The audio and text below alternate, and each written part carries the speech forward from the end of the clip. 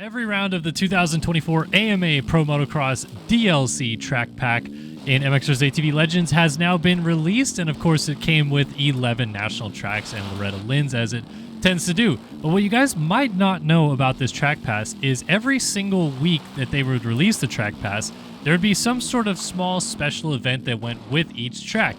And the special event for 5 of the tracks, at least, really 6, there were 6 invitational events, were these awesome Enduro invitational combo events that were released with the track. And on all of these tracks, this is Southwick, the Rainbow Studios crew added these expanded elements to the track. So at Loretta's, there's a freestyle compound. There's another freestyle compound, I think, at High Point, if I remember correctly. There's like big jumps. One of them has a hidden supercross track. Like, there's a bunch of these different elements. But again, on 5 of the rounds, there's these massive enduro courses, and they call them Invitationals because the Invitational rounds was a staple series of mxvsatv Legends with their Rio del Sol, I think it's called. They had Kodiak Valley. They had the Utah ones. And it was just kind of part of their series that they released the game. And then there was these invitational races that were kind of just wide open hair scrambles. But on all of these Pro Motocross tracks, they had these same hair scrambles, but they were much more enduro based, and I didn't realize how good they were until I started playing them. So let's take a look at some of these today. This, of course, is the Southwick one to start. And honestly, this entire enduro part of the game might be the little hidden gem of mxvsatv Legends, because I know a lot of people have opinions about the physics, what works or what doesn't work for Supercross, Motocross, and all that. But because the physics are so good for like high-speed gameplay, this little kind of enduro stuff actually feels a lot of fun because you're carrying a ton of speed through some really interesting sections, high-speed tree sections, forests, uphills, downhills, big jumps and stuff like that. But it has that kind of like vast off-road map feel to it as well, so it has a little bit of exploring element to it, which is a lot of fun. Overall, like I said, this is just like this sneaky little good secret about the game that I feel like isn't being talked about enough, so we're going to dive into it. So this is the Southwick map. Most of this is kind of done within the trees, and a lot of these trails and elements already did exist on previous iterations of Southwick, but the Legends team, they kind of tied it together a little bit better this year. They created a little different elements to each. And one thing I like about this Southwick one, if I remember this one correctly, there's actually some very wide open areas of it where you're just riding on grass. Like, there's no real element to it aside from just like open land area. So there's all these like really high speed trails, and then yeah, look at this, you just are like on grass. There's not really a trail that follows this, and then you're just suddenly weaving in and out of the trees left and right, and the the ribbons and stakes and everything kind of show you which direction to go. But it's kind of like a fun challenge to almost maybe full speed through the trees and kind of weave your way through and stuff like that. Really big jumps back and forth across that little river that runs, that would be to the south of the Southwick facility, the MX338 facility. And then to just be able to have a finish line jump or finish line section, pretty much all these invitationals utilize the national track for just a brief second. This one, it's literally just to come back on and go over the finish line jump and then leave the track again. Some of them, they actually use a little bit more elements of the track. But here is the Hangtown Invitational. So the Hangtown one is actually one of the cooler things about Hangtown that not many people maybe know about the Hangtown Classic is that it is built on what's called Prairie City SVRA, or State Vehicular Recreational Area. And so everything around the Hangtown track is actually something that like just normal people can go ride. It's a bunch of these cool little trails. It's not too far from downtown Sacramento either, which is pretty gnarly for California. All the rules that they have about where people can ride and all this stuff like that, that 30 minutes away from downtown Sacramento, the capital of California, there's this massive state, vehicular recreational area for people to go ride. And so what I like about the Invitational that they did for mxvsatv Legends is they used a lot of the elements that are on the SVRA facility. I can't really point to exactly all of them because I haven't been around the whole facility myself. But being there in person, like this little flat area is where the pits are, so we're going to go across that. I normally park over this area-ish to go to the National to work. So I've seen a lot of this, and actually there's a lot of these kind of like little truck obstacles over this side of the facility where like There's big rocks and logs and like these little tester areas that off-road vehicles can go through. So this is not necessarily wrong at all that this little like riverbed with rocks exists through right here, where you can kind of, you know, either on a dirt bike or with a UTV or something like that, go through this little riverbed and bounce off the rocks and all that stuff like that. And I think that that's kind of cool that they incorporated it as part of the elements of this little invitational track. This invitational definitely compared to the Thunder Valley one that's coming up next, and a little bit compared to the Southwick one, I feel is much more along the hare scramble line though of an invitational, which makes sense because California does a lot more hare scrambles than it does like GNCC type racing in the woods and stuff. And hare scrambles is basically just kind of like, you know, it is enduro in quotations, but really it's more like just they design a course and it's pretty long. It's almost kind of like desert racing, but a little bit. Desert racing is just all done off of GPS. Hare scrambles usually have a lot of course markers and stuff like that that show you this is, you know, go this way, go left, go right, up, down, whatever. And usually the courses are a lot smaller than like long form Baja or desert racing as well. So this, again, like I said, much more of the hare scramble element side of it, because these straightaways are long, they're fast, they're jumpy, and if I remember right, I don't think any of these like jumps are alongside of the Hangtown track.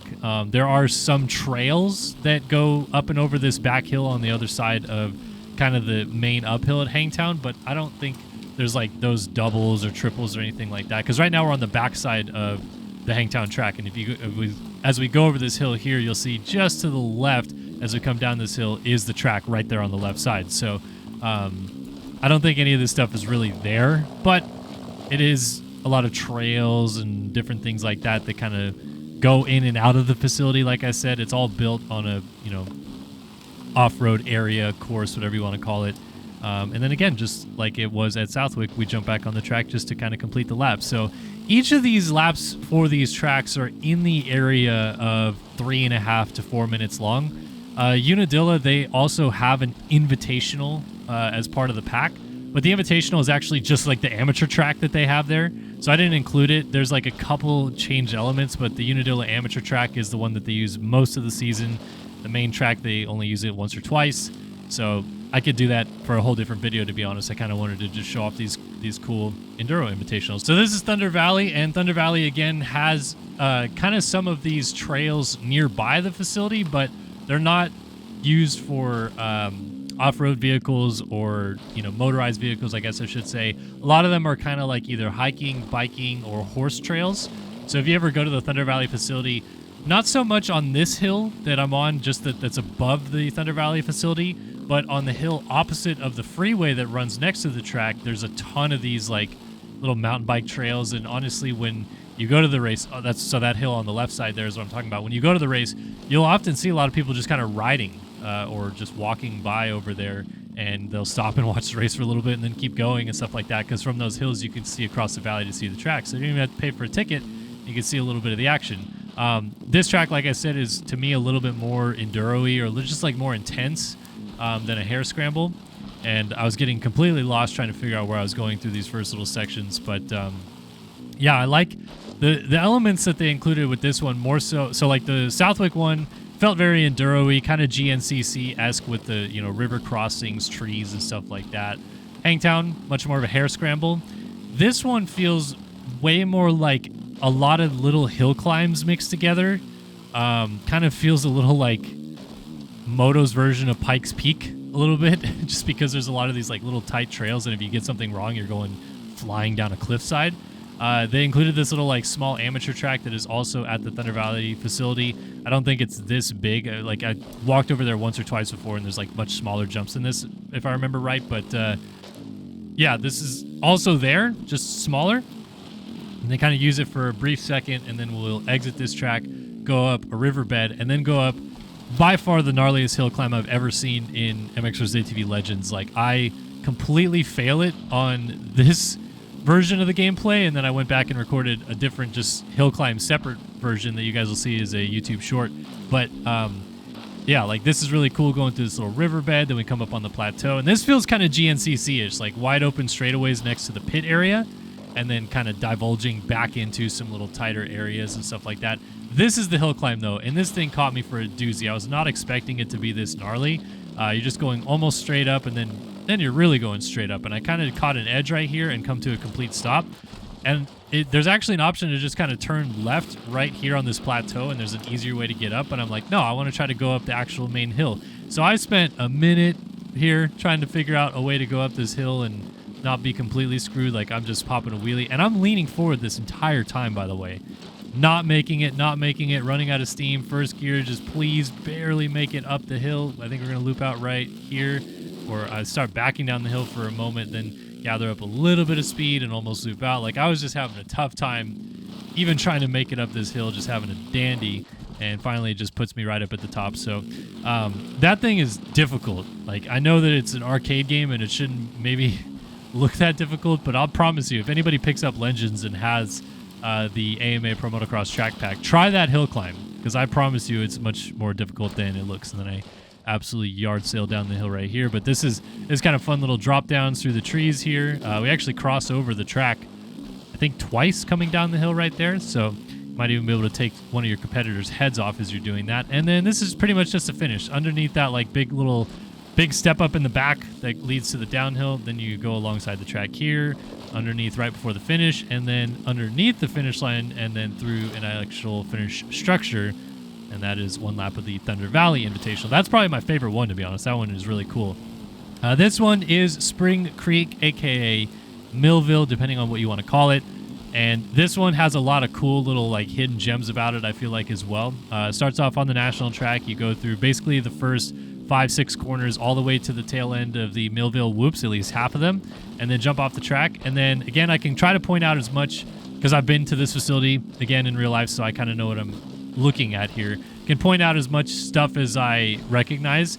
This all exists right here. This little kind of trail / hill going up towards Mount Martin exists. It's actually, I believe, what the Martin family uses to get up the hill. It's like a UTV trail kind of thing that exists to go all the way up to the top of Mount Martin. And then the top of Mount Martin is actually another track that's up here that the Martin brothers, Alex and Jeremy Martin, obviously Jeremy is the only one still racing professionally, but when they're home and they're testing, they use this track to test on more so than the actual main track, because the main track gets prepped and groomed every once in a while. This one, it's flatter, easier for John Martin, their father, to work on it. So that the whole thing that we just went through right back there is actually a track that the Martin brothers use quite often. Like, it's one of those little secrets that probably not many people know about the facility.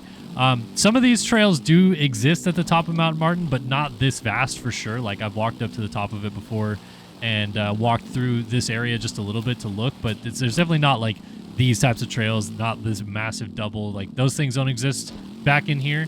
I think this is all just a little bit of stuff added by the Legends crew. Kind of cool that they added some like logs to make it a little bit more enduro-y as well. But yeah, just, you know, some elements back here that don't exist, some that do, but this is definitely, you know, the top of Mount Martin does have some tracks back here that if you ever walk up there and see it for yourself, you'll be like, oh damn, there actually is a track up here. So kind of cool that they included it. Little split section here, and then you'll join back in coming down Mount Martin right here, like halfway down the hill. So we go down this hill, and then we come down to the bottom here. You turn at the bottom, and then go into the infield section. So go over this little roller, hook a left, and then we go through the fence. That fence is there. This whole plateau, flat section right here, and then underneath this tunnel, that's all there as well. And then this is also another one of those like UTV trails that the Martins use to get around the facility that goes up alongside the top of the track right here. And then fans, a ton of fans stand up in this area.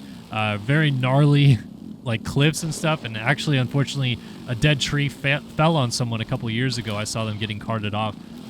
They did not die, but they got very seriously injured, and that was a big problem for the facility back then. But yeah, that whole area is pretty gnarly. And then that is Spring Creek right there that we're going across. And then this is all the pit area for the pros normally, so they kind of made it into a little pit area for a bunch of campers and stuff like that. Weave through some big hay bales. And then, yeah, then you go over the bridge that takes you into Millville right here. And then the starting line is to the left. There's the start and into the Turn 1 complex. All these buildings, everything is correct. Legends, the guys at Rainbow Studios have kind of knocked it out of the park with this year after year, and then take us through a little finish line. That feels very GNCC-ish right there as well. Just a left turn into a finish line and then another left turn. Like GNCC is, they got some really tight stuff. And then the last one is the Ironman Invitational, which they did have all of these trails again before in the previous versions of Ironman. But because the 2024 version of Ironman Raceway, the national track, is different and goes into the trees this year, this is actually a little bit more of a condensed version because the trails used to be a lot different in the back section. I'll talk about that when I get there, but all this high-speed stuff over here, this whole area at the top, or this like flat area that we're going back and forth across and doing these high-speed doubles and stuff, is actually all just the pits. Ironman has massive pits, and if you ever go there for a Pro National weekend, you'll see that a lot of this area is covered by amateur racers who will race there on Friday and Sunday.